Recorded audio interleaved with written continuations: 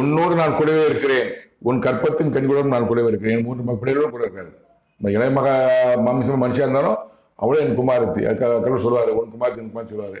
என் கூட இருப்போம். என் 3 குழந்தைகளும் என் தேவனாக கர்த்தர் கடவுள் கூடவே இருக்கிறார். கலங்காதே, பயப்படாத, பழங்குடுத்தணும், இதை பண்ணி கவலைப்படாத, குழந்தை பற்றி கவலைப்படாத, நான் கூடவே இருக்கேன்னு கடவுள் சொல்ல அதெல்லாம் சொல்றாரு. முடிபந்தமும் உனது முடிபந்தமும் பூமியில உன முடிபந்தமும் நான் கூடவே இருப்பேன். ஏன்னா பூமியில நான் இத்தனை சொல்ல எனக்கு தெரியாது. நாயில அவர் தான் நிர்ணயிக்கணும்.